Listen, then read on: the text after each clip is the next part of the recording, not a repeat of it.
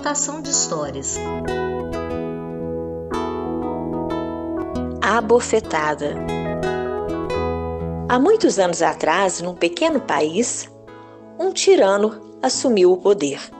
E para manter-se no poder, com suas vontades sendo executadas acima de qualquer lei, decidiu que a primeira medida deveria ser espalhar o medo sobre a população.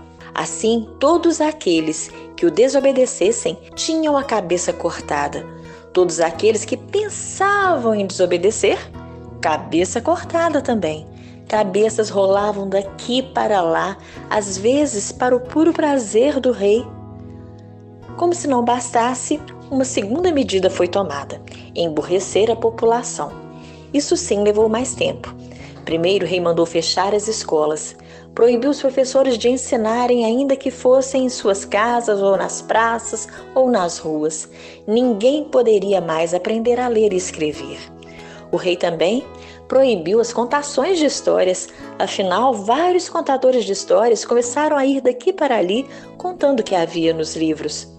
Também proibiu que as mães contassem histórias aos seus filhos antes de dormir. Bem, o país foi ficando cada vez mais triste, mais burro, mais dominado. Um dia, um espião viu uma velhinha ensinando crianças a ler na beira da praia. Com um graveto, ela escrevia as letras na areia e depois eles apagavam. O espião pulou sobre aquela senhora e levou-a à presença do rei. O rei estava furioso. Como ousa me desobedecer, sua velha decrépita? A senhora nada dizia, continuava com a sua cabeça baixa. Então se julga muito mais sábia do que eu? Humildemente ela disse: Não, tudo que eu sei não passa de uma gota no oceano do conhecimento. Pois bem, eu vou fazer com que o que você sabe naufrague. Com uma pinça, o rei pegou uma brasa bem vermelha que havia numa fogueira próxima e lançou sobre um cântaro cheio de água. Psss!